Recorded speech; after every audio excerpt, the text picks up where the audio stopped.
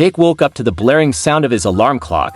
Realizing he had overslept by an hour, he leapt out of bed, only to step into a cold, wet puddle on the floor. His dog, Max, had had an accident during the night. Frustrated, Jake quickly cleaned up the mess and rushed through his morning routine. He spilled toothpaste on his shirt and had to change, losing more precious minutes. Finally dressed and somewhat ready, he hurried to the kitchen for a quick breakfast, only to find the milk had expired and the bread was moldy. Settling for a hurriedly grabbed granola bar, he rushed out the door. Jake's car refused to start. After several futile attempts and a moment of cursing his luck, he realized he had left the headlights on overnight. The battery was dead. He called for a ride share, but the surge pricing made his jaw drop. Left with no other choice, he reluctantly booked a ride and anxiously watched the clock tick. Traffic was a nightmare, and he arrived at work a full hour late. His boss, Mr. Thompson, was waiting for him, tapping his foot impatiently. After a stern reprimand, Jake settled into his cubicle,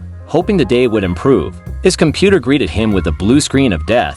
The IT department was swamped, so Jake was forced to use an old, slow laptop that barely functioned. His email inbox was overflowing, and the most urgent message was from a client, furious about a missed deadline. As he scrambled to fix the issue, his stomach growled loudly. He realized he had forgotten his lunch at home. During a quick dash to the vending machine, he managed to spill coffee on himself. The machine then promptly ate his money without dispensing any snacks. Dejected and coffee-stained, Jake returned to his desk, only to find that his boss had scheduled an impromptu meeting. The meeting was a disaster. Jake's proposals were met with criticism, and Mr. Thompson decided to hand the project to a colleague instead. Defeated, Jake tried to salvage the rest of his day, but a migraine began to set in, making concentration nearly impossible. At 5 p.m., he finally made it back home, hoping for some peace and quiet. Instead, he was greeted by the sight of a flooded kitchen. A pipe had burst under the sink. Exhausted and overwhelmed, Jake called a plumber, who informed him it would be a few hours before they could arrive.